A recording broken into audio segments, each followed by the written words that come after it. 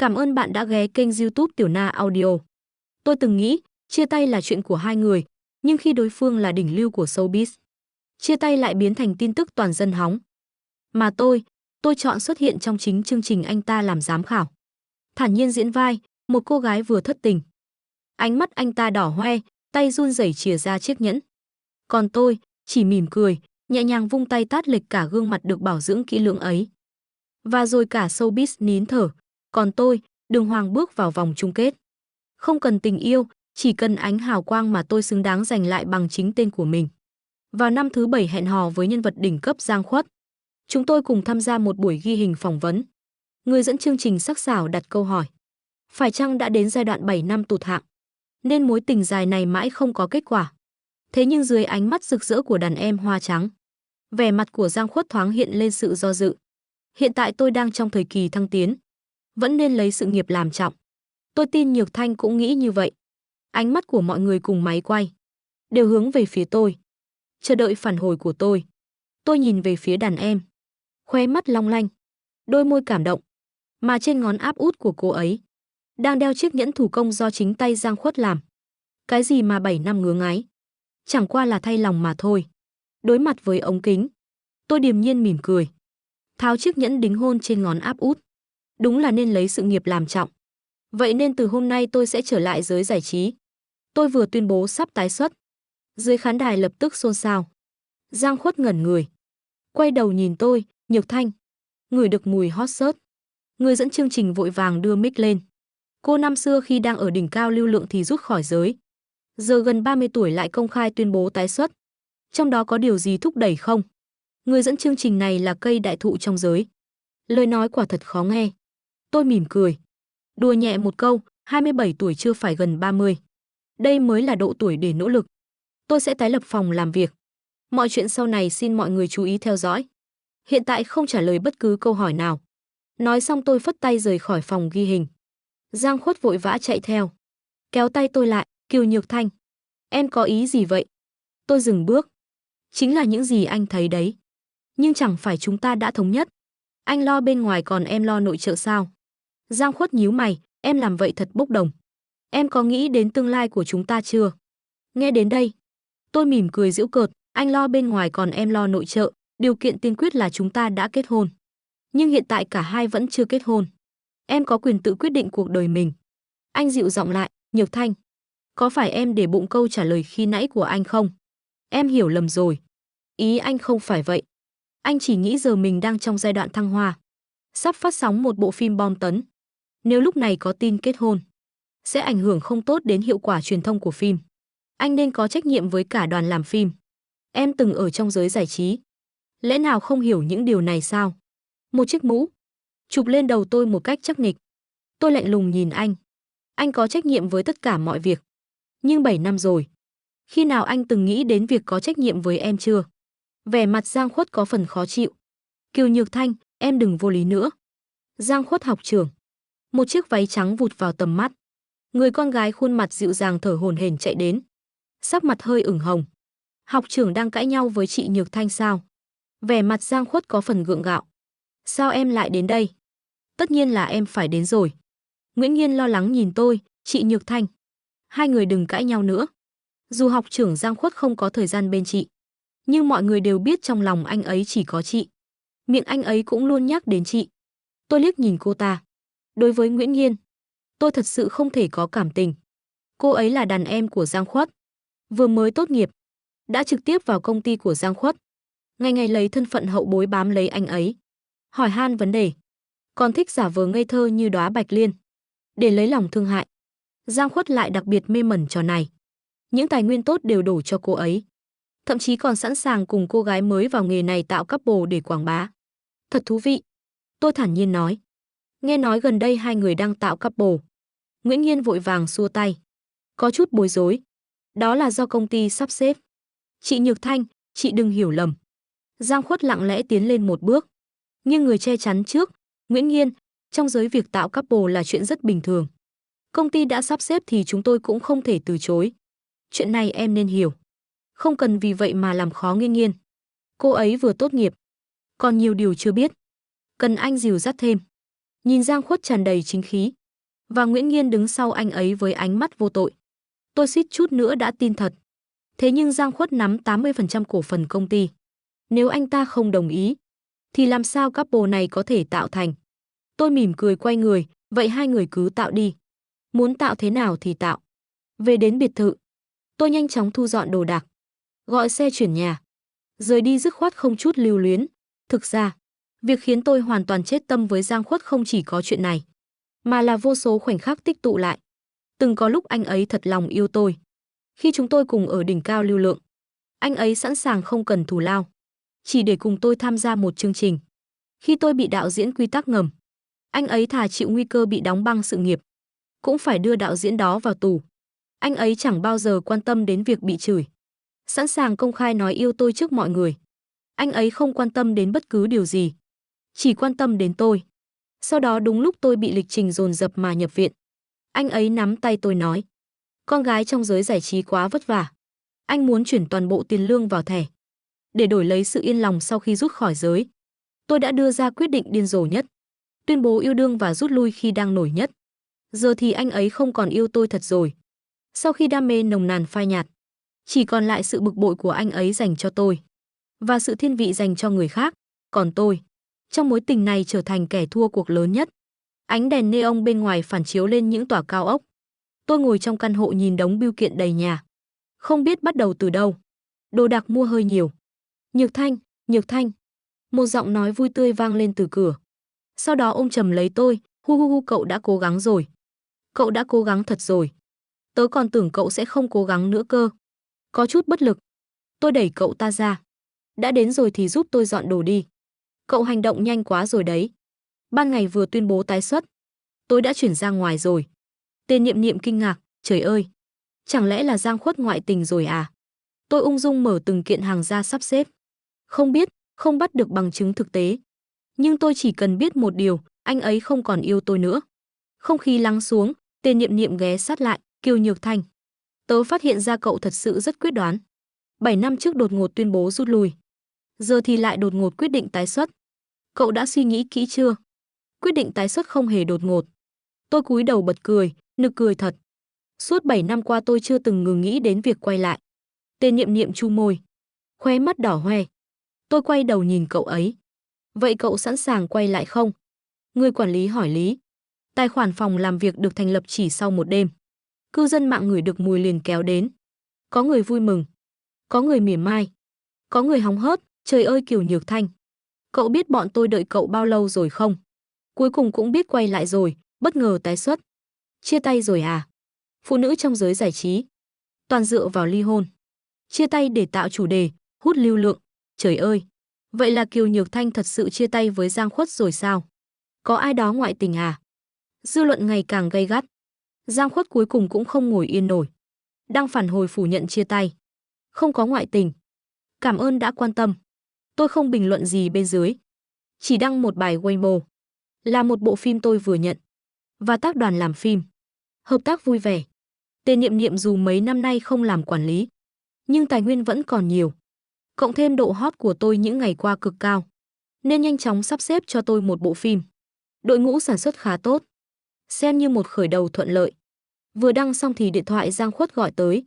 Đồ trong nhà em đã chuyển hết rồi, nhẫn bị vứt ở phòng khách. Em rốt cuộc muốn làm gì, muốn làm nghề gì? Còn có thể làm gì chứ? Kiều Nhược Thanh, cho dù em muốn tái xuất, muốn làm việc, hoàn toàn có thể bàn trước với anh. Giữa chúng ta cần sự cân bằng, cần phối hợp. Hơn nữa, anh còn có thể giúp em nhận được tài nguyên tốt hơn, chứ không phải đi quay một bộ web drama vô danh như bây giờ. Giọng điệu anh ta vẫn cao ngạo chất vấn. Trước đây tôi còn chịu được, nhưng giờ nghe thật chướng tai. Tôi mỉa mai lạnh lùng, liên quan gì đến anh? Sao lại không liên quan đến anh? Chẳng lẽ em thật sự muốn chia tay với anh sao? Chứ không thì sao hả Giang đại lưu lượng? Anh tưởng tôi đang chơi trò trẻ con với anh à? Bên kia im lặng một lúc. Giang Khuất hiếm khi dịu giọng, đừng gây chuyện nữa Nhược Thanh. Giữa anh và Nguyễn Nghiên không có gì cả. Chúng ta đã bên nhau 7 năm rồi. Không cần vì chút mâu thuẫn nhỏ mà nói chia tay. Tôi cụp mắt. Một lúc lâu cũng không phân biệt được Giang Khuất là chân tình hay giả ý. Hoặc có thể, giữa anh và Nguyễn Nghiên thực sự chưa có gì xảy ra.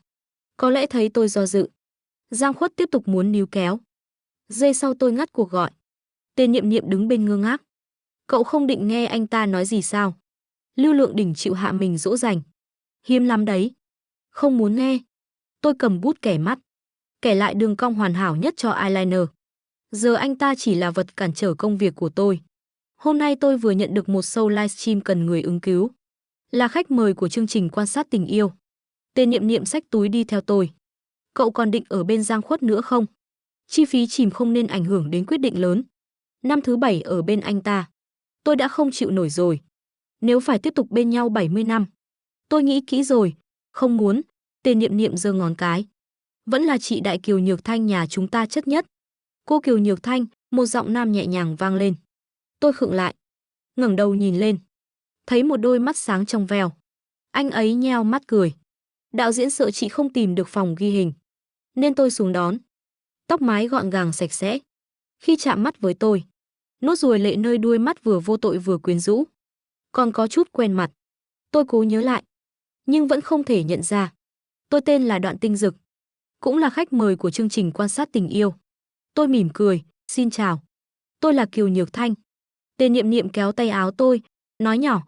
Thì ra anh ta chính là thiếu gia nhà họ Đoạn. Mới 20 tuổi mà nhà đã chi mấy trăm triệu cho anh ta chơi.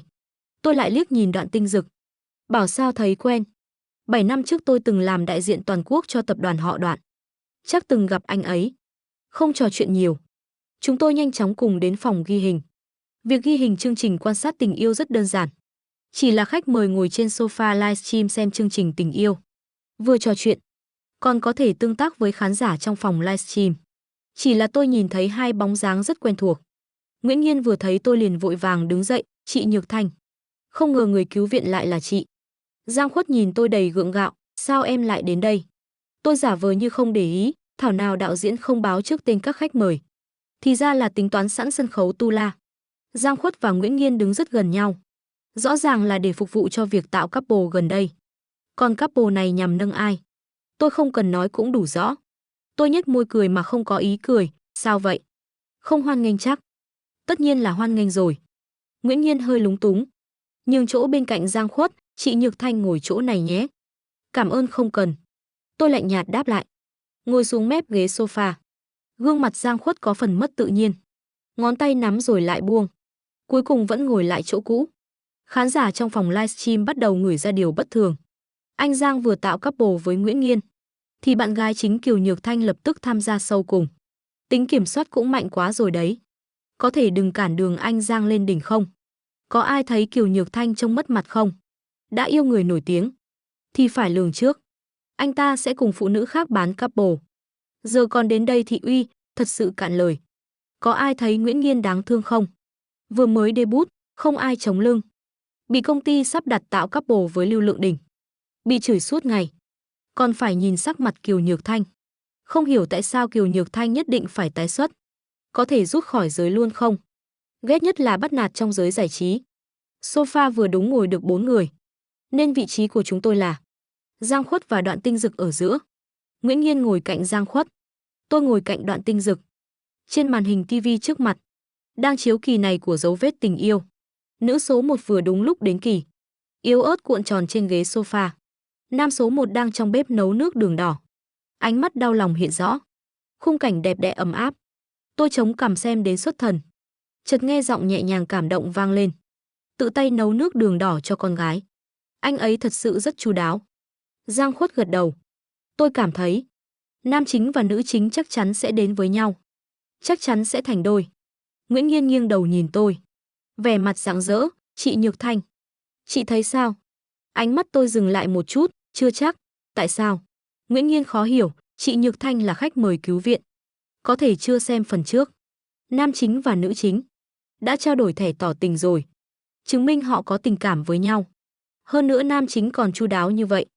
Nếu có người đối xử với em như thế, em nhất định sẽ đến với anh ấy. Câu nói đầy ẩn ý. Tôi mỉm cười lên tiếng. Tôi tin vào tấm chân tình hiện tại của họ. Nhưng tình cảm chân thành có thể thay đổi bất kỳ lúc nào. Giang Khuất không hài lòng chen ngang. Kiều Nhược Thanh, em không cần vì là Nguyễn Nhiên nói mà cố tình phản bác lại. Ngược lại với em, anh tin chân thành có thể vượt qua tất cả. Họ nhất định sẽ thành đôi. Tôi bình tĩnh nhìn anh ấy, nhưng anh đã quay mặt không nhìn tôi nữa.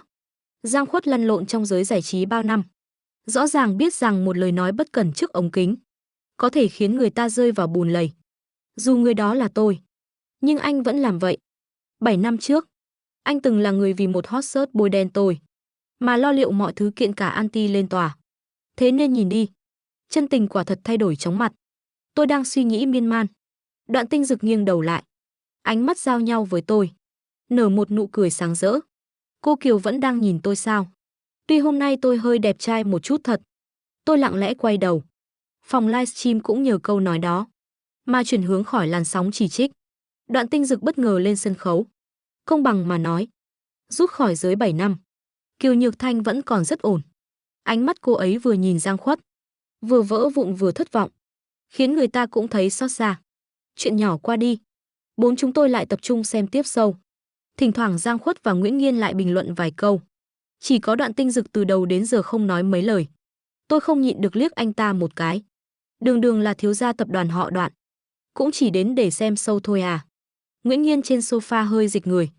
Giang Khuất quay đầu nhìn, nhỏ giọng hỏi, em sao vậy? Không có gì, chỉ là điều hòa hơi lạnh. Em lại mặc váy ngắn, cảm thấy đầu gối hơi lạnh. Nguyễn Nghiên cười ngượng, nhỏ giọng đáp. Giang Khuất lập tức cởi áo khoác, đắp lên chân Nguyễn Nghiên, em đắp đi. Cảm ơn học trưởng. Hành động và lời nói của hai người rõ mồn một vang vào tai tôi, cứ như thể họ mới là một đôi vậy. Giây tiếp theo, một chiếc áo khoác còn ấm phủ lên chân tôi. Tôi ngẩn ra. Rõ ràng Giang Khuất và Nguyễn Nghiên cũng ngẩn người, cùng nhìn về phía Đoạn Tinh Dực. Anh ấy mỉm cười, ngại ngùng giải thích, cô Kiều cũng mặc váy ngắn. Nếu Nguyễn Nghiên cảm thấy lạnh, tôi đoán cô Kiều cũng sẽ lạnh. Tôi khẽ nói cảm ơn. Ánh mắt Giang Khuất nhìn tôi, lộ rõ vẻ không vui. Đoạn Tinh Dực chớp chớp mắt, nốt ruồi lệ dưới mắt càng khiến anh ta trông vô tội hơn. Thầy Giang chỉ có một chiếc áo khoác đắp cho Nguyễn Nghiên, không còn đồ dư để đắp cho cô Kiều. Dù sao cũng không thể cởi trần trước ống kính, nên tôi chủ động chia sẻ áo khoác. Chắc thầy Giang sẽ không để ý đâu nhỉ. Không khí bỗng chốc trở nên yên tĩnh. Giang Khuất kéo cổ áo nói nhỏ, không để ý. Vậy thì tốt rồi. Tôi còn sợ thầy Giang vì chuyện này mà giận. Lông mày tôi hơi giật một cái, không đúng. Sao tôi thấy Đoạn Tinh Dực này với Nguyễn Nghiên cứ như cùng một kiểu vậy. Sau khi nhận lấy áo khoác của Đoạn Tinh Dực, cậu ta bắt đầu có phần quá trớn. Giúp tôi mở nắp chai nước, rồi lại lùng sục đồ ăn vặt, cùng tôi ăn uống ngay trước ống kính. Trong khi đó sắc mặt Giang Khuất ngày càng đen. Tôi vui vẻ nhìn Giang Khuất tức tối, thản nhiên tiếp nhận sự tốt bụng của Đoạn Tinh Dực.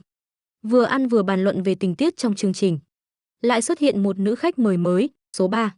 Ánh mắt của nam số 1 dường như dính chặt vào nữ số 3. Không phải anh ta thích cô ấy rồi chứ? Rất có thể. Nam số 1 nhìn nữ số 3, đến mức không nhận ra nữ số 1 đang nhìn mình. Tôi đã nói rồi, nam 1 và nữ 1 khó mà thành đôi được. Nguyễn Nghiên không nhịn được chen lời. Chị Nhược Thanh, em vẫn thấy nam 1 sẽ chọn nữ 1. Tôi cắn miếng khoai tây giòn rụm. Nhưng trái tim nam 1 đã dao động rồi. Tối nay anh ta sẽ không viết thẻ tỏ tình cho nữ 1 đâu. Không thể nào, Nguyễn Nghiên lập tức phủ nhận. Nam 1 và nữ 1 đã liên tục 3 ngày đều viết thẻ cho nhau. Không thể vì một nữ số 3 vừa xuất hiện mà bỏ rơi nữ số 1 được. Tôi tựa lưng vào sofa thờ ơ. Vậy thì chờ mà xem. Nam số 1 trên màn hình cứ cầm thẻ mãi không viết. Cuối cùng lại viết thẻ tỏ tình cho nữ số 3. Còn nữ số 1 thì không nhận được thẻ. Thất vọng tột cùng. Nam số 1 bị từ chối. Ngày hôm sau lại tiếp tục mời nữ số 1 hẹn hò. Tập thứ 2 kết thúc. Nguyễn Nghiên thở phào. May quá, cuối cùng anh ấy vẫn chọn nữ số 1. Tôi khẽ cười. Nhưng nữ số 1 sẽ không đồng ý nữa đâu. Tập 3 còn chưa chiếu mà. Sao chị biết được sẽ không đồng ý? Giang Khuất cau mày. Tôi đứng dậy khỏi sofa, duỗi người một cách nhẹ nhàng. Vậy thì đợi khi các người xem xong tập 3, rồi hãy cho tôi câu trả lời nhé. Ghi hình cả buổi chiều có phần mệt mỏi. Tôi quay người rời khỏi phòng quay, dự định tìm Tề Niệm Niệm về nhà nghỉ ngơi sớm, để vài hôm nữa còn vào đoàn. Kiều Nhược Thanh. Giang Khuất chạy theo vài bước. Tôi dừng chân. Có gì thì nói lại đi. Em cố tình tìm một người trẻ tuổi để chọc tức anh. Vì chuyện anh tạo couple với Nguyễn Nghiên đúng không? Chọc tức anh. Tôi chẳng thấy giữa tôi và Đoạn Tinh Dực có gì quá giới hạn cả. Chỉ là đồng nghiệp bình thường. Nếu anh đã nghĩ như vậy thì tôi cũng chẳng thay đổi được. Giang Khuất hít sâu mấy lần. Thôi không nói chuyện đó nữa. Vậy tại sao em nhất định phải tham gia show này? Em làm thế khiến anh và Nguyễn Nghiên bị khó xử. Tôi bật cười 2 tiếng. Là chương trình mời em. Em đâu biết các người cũng có mặt. Mà dù có biết thì sao? Chẳng phải em đã nói rồi sao? Muốn tạo couple thì cứ tự nhiên. Liên quan gì đến em? Không liên quan đến em. Ánh mắt Giang Khuất thoáng chút hoảng loạn. Ý em là gì? Đồ đạc em dọn hết rồi. Nhẫn cũng trả anh rồi. Trang chủ xóa sạch mọi thứ liên quan đến anh. Từ nay về sau không xen vào cuộc sống của anh nữa. Hay là phải bắt em nói câu cút đi thì anh mới hiểu? Tôi thấy nực cười. Mọi người đều là người lớn rồi. Cần gì phải làm mọi chuyện mất mặt như thế? Giang Khuất bất ngờ nắm chặt cổ tay tôi. Đồng tử co lại, Kiều Nhược Thanh. Anh biết em đang giận vì chuyện kết hôn. Anh hứa với em. Thời gian tới chúng ta sẽ đi đăng ký kết hôn, được không?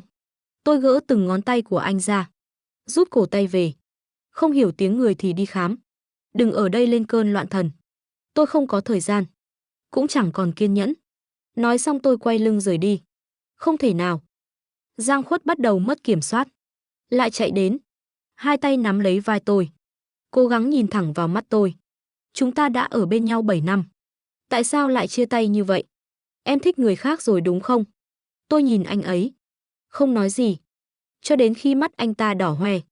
Tôi khẽ cười. Anh nhìn xem. Anh chưa từng nghĩ lỗi có thể là ở mình. Việc đầu tiên anh nghĩ là tôi có vấn đề.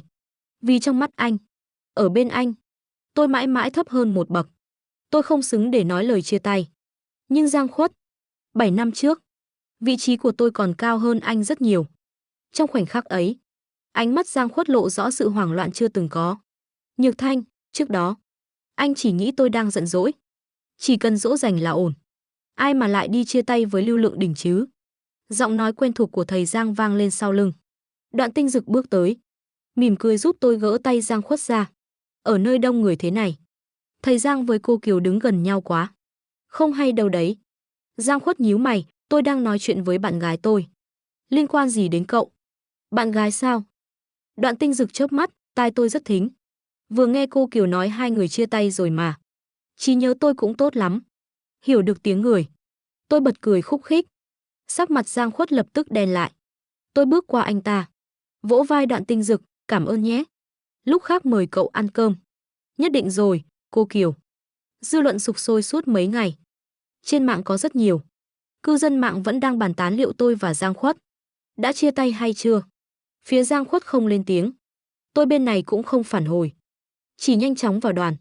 Tề Niệm Niệm không nhịn được hỏi, thật sự không định phản hồi gì sao? Không cần, tôi ung dung lật xem kịch bản. Như vậy mới giữ được độ hot lâu dài. Nếu trực tiếp tuyên bố chia tay, thì đến lúc phim của tôi chiếu đã sớm hạ nhiệt rồi. Tớ còn tưởng cậu thấy ghê tởm việc bị trói chặt với Giang Khuất để marketing cơ. Tôi gật đầu, đúng là có hơi ghê thật. Nhưng không còn cách nào khác. Hiện giờ tôi cần tận dụng điều đó. Giang Khuất là kiểu người kiêu ngạo. Anh ta căn bản không tin tôi sẽ thật sự rời xa anh ta. Hơn nữa lúc anh ta và Nguyễn Nghiên đang tạo couple, nếu tin tức chia tay bị bùng nổ, thì ảnh hưởng đến sự nghiệp của anh ta không hề nhỏ. Dù sao những năm qua, anh ta vẫn luôn đi theo hình tượng si tình, thủy chung. Bộ phim lần này là sở trường lớn nhất của tôi, nữ chính mạnh mẽ trong phim võ hiệp. Tiết tấu gay cấn hấp dẫn. Các cảnh hành động kỹ xảo rất nhiều. Là thể loại tôi từng giỏi nhất. Quan trọng hơn cả là phim vừa quay vừa chiếu. Rất có lợi cho tôi. 2 tuần sau khi độ hot của tôi vẫn chưa giảm. Tập đầu tiên của Hoài Giang chuyện được phát sóng. Cư dân mạng lũ lượt kéo đến vì danh tiếng. Người thì tò mò. Người thì định xem trò cười, nhưng rồi tất cả đều im bặt. Chỉ còn lại những lời trầm trồ, trời ơi. Kiều Nhược Thanh quả nhiên là Lưu Lượng Đỉnh của 7 năm trước. Diễn xuất vượt xa những tiểu hoa hiện nay. Quá sốc luôn. Bộ phim này mà chỉ đầu tư 30 triệu Tề Á. Mấy người tự xưng là Lưu Lượng học hỏi đi được không? Bộ phim này nhất định sẽ bạo. Hu hu, tôi tuyên bố từ nay là fan trung thành của Kiều Nhược Thanh. Hoài Giang chuyện đại thắng. Đầu tư tài trợ đổ về như nước. Tôi trở thành người thắng cuộc lớn nhất phía sau. Bởi vì 30 triệu đó là tôi bỏ ra. Phát tài rồi, phát tài rồi. Tề Niệm Niệm cầm điện thoại đi tới đi lui. Lẩm bẩm không ngừng, cậu biết không? Giờ các đơn vị truyền thông đang tìm tới tớ. Tin nhắn trên điện thoại xếp chồng lên nhau không xem xuể luôn. Hơn nữa các xe họ đưa ra thật sự rất cao. Nhược Thanh, cậu quá đỉnh rồi. Tôi khẽ cười, là do cậu làm truyền thông tốt. Chọn phim cũng rất đúng. Tên Niệm Niệm mắt đỏ hoe, ôm chầm lấy tôi. Chương trình diễn xuất đại thưởng vừa gửi lời mời. Dù là livestream toàn quốc, dù trong ban giám khảo có Giang Khuất, dù Nguyễn Nghiên cũng có mặt, nhưng người tham gia show này đều có thể lập chỗ đứng vững chắc trong giới. Rất nhiều người mơ cũng không được. Cậu muốn đi không? Tôi nhướng mày, tất nhiên là đi rồi. Không kiếm tiền là đồ ngốc. Sau vài tuần vất vả, gần như đã quay xong phần lớn Hoài Giang chuyện, tôi dành 2 ngày tham gia diễn xuất đại thưởng. Nhờ web drama lần này, tôi liên tục lên hot search. Lượng fan tăng chóng mặt. Độ hot ngang ngửa với Tiểu Hoa lưu lượng. Giờ chỉ cần một cuộc thi tầm cỡ để nhận được sự công nhận chính thống. Vừa đến sảnh chờ cuộc thi, tôi đã thấy những thí sinh khác đang tám chuyện với Nguyễn Nghiên. Nghe nói Kiều Nhược Thanh cũng tham gia cuộc thi này. Cậu biết cô ấy và Giang Khuất rốt cuộc là sao không? Chị Nhược Thanh là kiểu người có chủ kiến. Anh Giang Khuất chắc không khuyên được rồi, hai người cãi nhau rồi à? Chắc chia tay rồi hả? Thôi đừng hỏi nữa. Nguyễn Nghiên vừa quay lại thấy tôi, liền lộ ra vẻ lúng túng. Chị Nhược Thanh. Tôi lạnh nhạt liếc cô ta một cái. Lại là vẻ mặt như bị tôi bắt nạt quen rồi. Thật chướng mắt. Cùng lúc đó, livestream đã bắt đầu. Thái độ của Kiều Nhược Thanh với Nguyễn Nghiên thật tệ. Không hiểu fan Kiều Nhược Thanh nghĩ gì. Trả Nghiên Nghiên cho tụi tôi đi. Làm ơn, Kiều Nhược Thanh chỉ không thèm quan tâm đến Nguyễn Nghiên thôi. Mỗi lần đều làm ra vẻ bị bắt nạt. Hơn nữa năng lực chuyên môn, Kiều Nhược Thanh mạnh gấp trăm lần Nguyễn Nghiên, được chứ? Chỉ mình tôi thắc mắc. Lát nữa Giang Khuất sẽ chấm Kiều Nhược Thanh và Nguyễn Nghiên thế nào không? Ban giám khảo của diễn xuất đại thưởng gồm 3 lưu lượng đỉnh cấp hiện nay. Giang Khuất, thiên vương giới giải trí, thiên hậu giới ca nhạc, biến doanh. Và một người khác, Đoạn Tinh Dực nở nụ cười với tôi. Trùng hợp quá, cô Kiều, lại gặp rồi. Tôi nhìn chiếc ghế giám khảo phía anh ta. Trên đó là logo to đùng của tập đoàn họ Đoạn. Có tiền thì thích gì làm nấy. Giang Khuất rõ ràng không tập trung. Kem nền cũng không che nổi quầng thâm mắt. Anh ta mím môi. Bắt đầu công bố quy tắc thi đấu. Vòng đầu bốc thăm kịch bản. Chuẩn bị trong 30 phút. Chỉ cần có một giám khảo cho điểm S là có thể vào vòng trong. Tôi bốc được một kịch bản về thiếu nữ tuổi xuân vừa gặp đã yêu. Nguyễn Nghiên bốc được kịch bản về người phụ nữ phát điên vì chuyện gia đình sau hôn nhân. Khi cầm kịch bản, Nguyễn Nghiên ngẩn người. Ánh mắt cầu cứu quay sang, chị Nhược Thanh. Em có thể đổi kịch bản với chị không? Tôi không liếc cô ta lấy một cái, không đổi. Nhưng chị Nhược Thanh, em chưa kết hôn. Chưa trải qua những chuyện này. Không biết diễn làm sao. Câu này hay đấy. Tôi liếc cô ta. Nói cứ như tôi từng kết hôn rồi vậy. Nguyễn Nghiên lập tức mắt đỏ hoe. Luống cuống vội xua tay. Không phải vậy. Em chỉ nghĩ là chị Nhược Thanh diễn giỏi như vậy. Thì kịch bản này không đủ thử thách với chị thôi mà. Nhưng nếu là em cầm kịch bản này, vòng đầu chắc chắn sẽ bị loại mất. Tôi nhìn cô ta khó hiểu.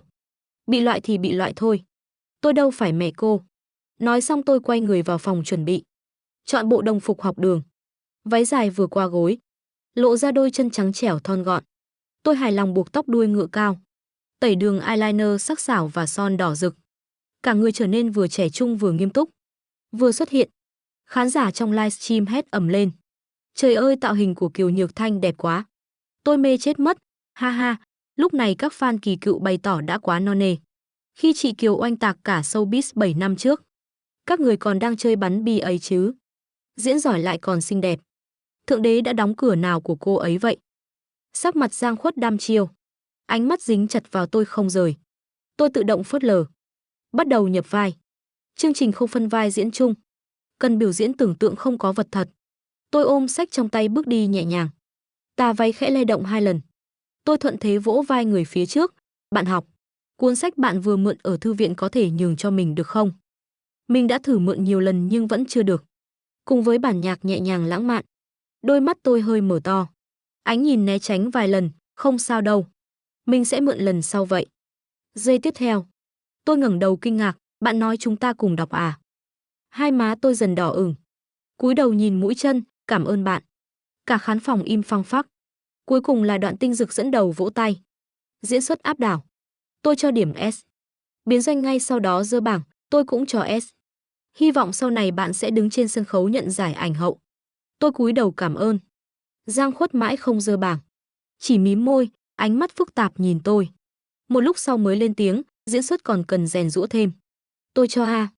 Tôi nhếch môi cười, cảm ơn. Cần rèn giũa thêm. Lúc nãy Nguyễn Nghiên trong vai Na Khả Vân, chỉ có mỗi Giang Khuất là cho S. Đến lượt tôi lại là A. Nhưng không sao cả.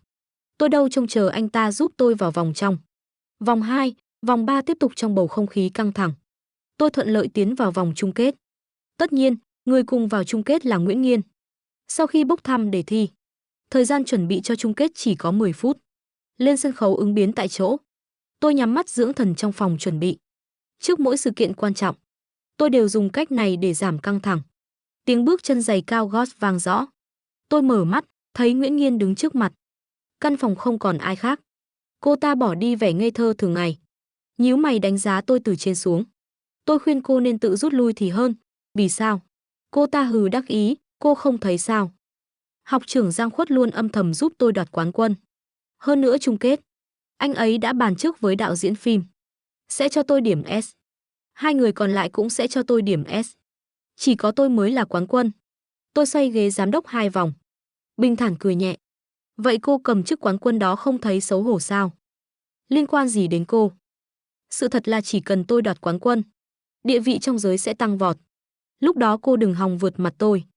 Thấy cô ta có vẻ kích động. Tôi không muốn để ý. Tiếp tục nhắm mắt. Kiều Nhược Thanh, tôi thấy cô thật ghê tởm. Nguyễn Nghiên giận dữ chừng mắt nhìn tôi. Làm gái mà còn muốn giữ hình tượng trong sạch. Tôi đã nghe học trưởng Giang Khuất nói rồi. Tiền của anh ấy để ở chỗ cô. Chia tay rồi mà cô vẫn lấy hết mang đi. Không trả lại một xu nào. Cô không biết xấu hổ à? Cắt ghép là dối trá. Gì cơ? Tôi mở mắt. 7 năm trước để tôi yên tâm. Giang Khuất từng hứa sẽ đưa tôi toàn bộ tiền. Nhưng anh ta chỉ chuyển 2 năm, tổng cộng 2 triệu. Sau khi nổi tiếng, tiền sau đó đều đem đầu tư vào công ty. Giờ anh ta chiếm 80% cổ phần. Nghĩ đến đây tôi thấy nực cười. Nếu tôi không rút lui, lẽ ra đã kiếm được vô số lần 2 triệu rồi. Số tiền đó là tôi xứng đáng nhận. Tại sao phải đưa lại anh ta? Nếu anh ta đưa cả công ty cho tôi còn thấy chưa đủ. Nguyễn Nghiên nghẹn lời. Nếu cô ghét anh ta như vậy, đã chia tay rồi, thì đừng lấy tên tuổi anh ta để marketing nữa. Cô rõ ràng là đang hút máu anh ta. Hút máu. 7 năm trước anh ta dựa vào danh tiếng của tôi mà nổi lên. Vậy lúc đó anh ta chẳng phải đang hút máu tôi sao? Giờ tôi hút lại thì có gì sai? Nguyễn Nghiên đỏ bừng mặt. Cô rõ ràng đang ngụy biện. Tôi cười mà đầy mỉa mai. Còn non lắm. Chẳng biết gì hết. Cô nghĩ Giang Khuất tại sao không công khai mối quan hệ? Cô nghĩ công khai rồi cô sẽ thay thế được tôi sao? Ngu ngốc như heo. Biểu cảm Nguyễn Nghiên hoàn toàn mất kiểm soát. Giơ tay định tát tôi. Tiếng ăn hạt dưa ở cửa vang rõ ràng. Đoạn Tinh Dực lười biếng dựa vào khung cửa. Hết 10 phút rồi. Giang Khuất đứng sau lưng anh ta. Ánh mắt sâu thẳm. Không rõ cảm xúc. Mắt Nguyễn Nghiên đỏ hoe. Học trưởng Giang Khuất. Tôi không có. Đạo diễn và anh quay phim chen vào phòng. Bắt đầu xôn xao. Cô ấy bôi nhọ tôi. Cô ấy trả đũa tôi. Tôi chỉ đồng ý với Giang Khuất. Nếu Nguyễn Nghiên thể hiện xuất sắc thì sẽ cho điểm S. Không có nghĩa tôi chắc chắn sẽ cho cô ấy điểm S. Tôi đây không có hậu trường gì cả. Không có đâu.